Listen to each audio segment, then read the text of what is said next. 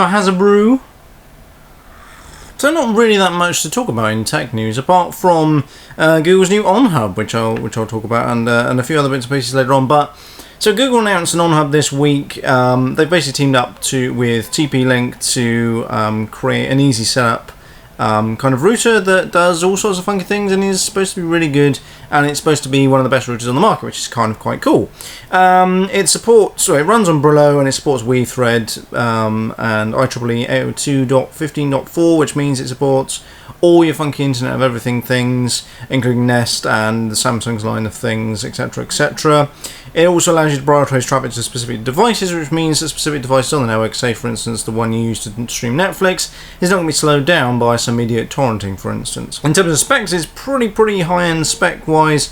It's got a dual-core 1.4 GHz CPU, which is pretty sweet. It's got 4 GB of flash storage, a gigabyte of DDR3 memory. It's also got USB 3, a 3-watt speaker, 2.4 GHz wireless AGBNN. It's got 6 of those, so it's got 6 antennas for 2.4 GHz, and 6 again for 5 GHz, which is 802.11n or ANAC. And also they've got an aux wireless, which is also ABGNAC, which is just one of those.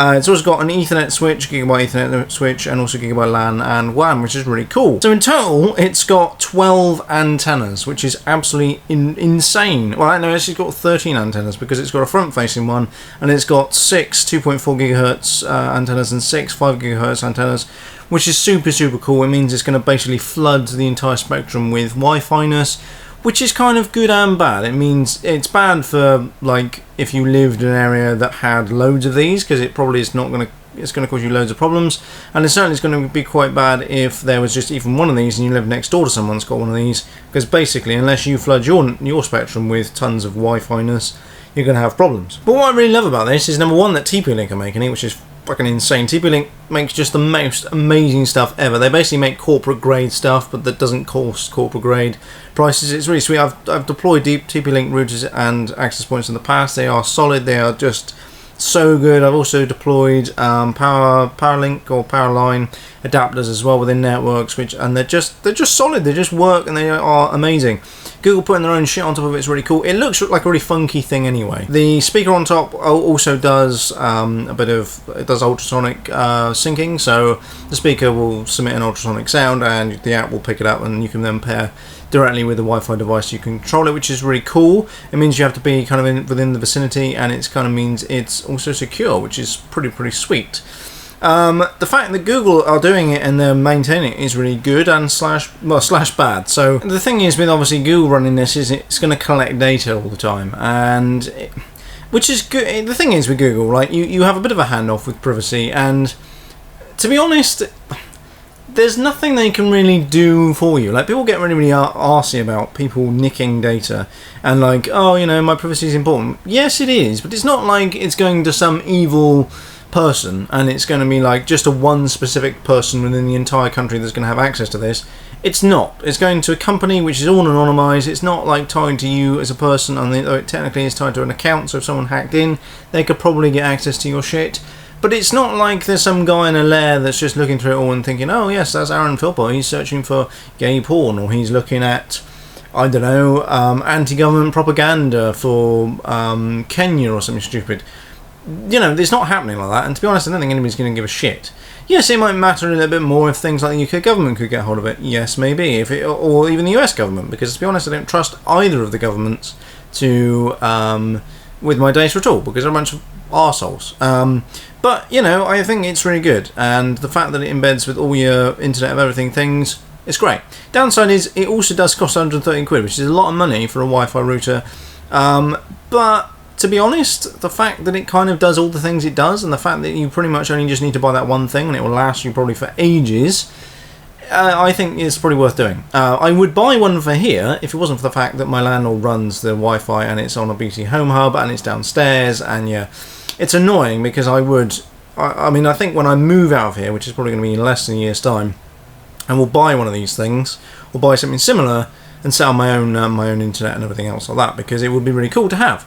I'm not too sure who the hell I would go with, because Virgin Media is crap, BT is crap, TalkTalk's pretty crap, Sky's crap, pretty much in London you can't really go with anybody unless you go for a dedicated business line, which, you know, so it's really shit because you can't really get anything unless you go down the business route, which is going to cost you like £1,000 a month, or maybe not as much as that, but it's going to cost you quite a bit of money.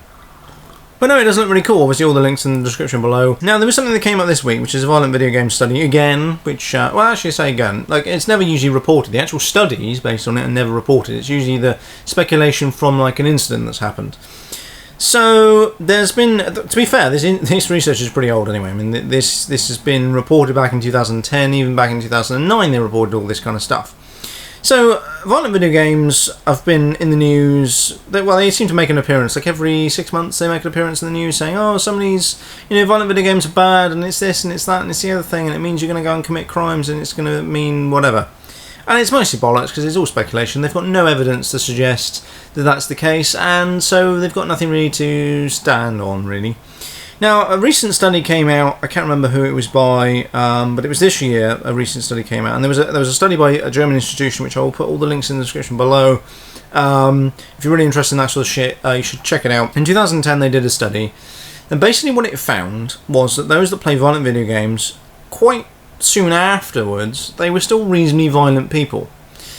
So, but it's similar if you watch. I mean, you can test this out yourself. If you're playing Call of Duty and you're pwning noobs in Call of Duty, or you're playing Battlefield. I think Battlefield's probably worse for me. If I'm playing Battlefield, I get really aggressive with it. I get really into it, and afterwards, I just feel like really pumped up and really, like, you know, aggressive. Kind of similar to how when you like watch an action film, for instance. If you watch Bruce Lee or I don't know, not Channing Tatum, that's a bad example. I'm just trying to think who else. Like Will Smith or something, like pwning some noobs, like kicking up some fuss, shooting leads like a mother trucker. You know, you get all pumped up, you get really ragey, you're like, oh yeah. It's similar to that. So you get, quite soon after video games, you get a little bit more, there's a prevalence to violence is what they've managed to find. You're a little bit more aggressive, you're a little bit uptight, you're a little bit this and the other, which is good. This is kind of a good thing. I personally, for me, I think this is a good thing. Whether or not the research supports this is another question entirely. But what the other key bit of thing that came out of that, which is really interesting and kind of basically contradicts everything anybody's ever said ever, is its predilection to criminology. So it basically states that those that play violent video games are not more likely than anybody else to commit violent crimes, or to commit any crimes in that matter. So what this suggests, and there is a lot more research than does need to be done, but basically what it's saying is, if you go out and murder somebody with a gun, or, you know, let's for instance suggest in America when there's some nutcase who decides to go and shoot up a school, and he just so happens to play Battlefield or Call of Duty or, I'm just trying to think what else, Age of Empires, bad example, but some other FPS, that's, you know, Far Cry for instance. That doesn't mean because he's played that violent video game that he's actually going to go out and commit a crime. That's probably going to means he's going to go out and commit a crime because he's a nutcase or because of some other reason. Now, you could make the argument that the research suggests that you're more violent after playing a video game. If he immediately before that played a violent video game, say for instance GTA or something like that, he might be more inclined to go out and commit crime because he's in a more violent mood, perhaps. But you'd also could make the argument that he was already going to go out and commit that crime anyway, so the gaming behind it's not going to make much difference. Now, the fact that most people that play video games, I mean, people like me, I mean, I don't get violent in it. Well, I get angry in everyday life and I get aggressive in everyday life, but I don't go around killing people, murdering people, all that other kind of stuff. And I certainly don't own a gun. And now the sun's gone in, which means I'm now very, very blue because the white balance was all effed up. But anyway, you know, it is really interesting and it's kind of quite good because basically the report that came out pretty much said that the media reports things on this stuff wrong all the time, which is kind of cool because it means that basically we already knew this ages ago anyway, but it basically backs us up. It basically says that because you play violent video games, it doesn't mean you're going to go out and murder somebody. It doesn't mean you're going to go out and do so and so.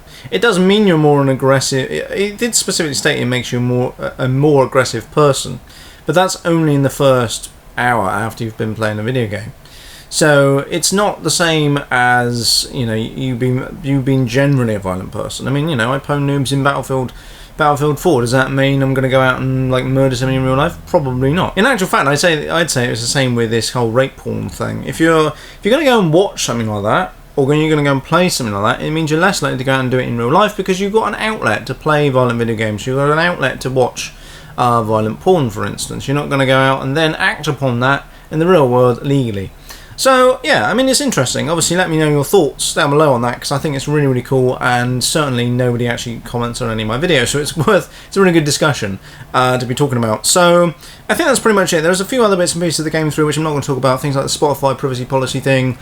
Don't get me started on that. It's less about the actual privacy policy itself. It's more about the idiots that are then going on about, oh my god, my rights are all violated, all this other stuff. But they'll still use Google Chrome, and they'll still use Gmail, and they'll still use Hotmail, and they'll still use all these other free services that do basically the same thing.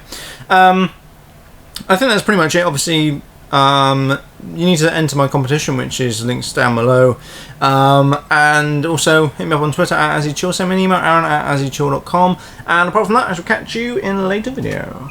So I had a brew, first time in ages, because I've basically been too busy.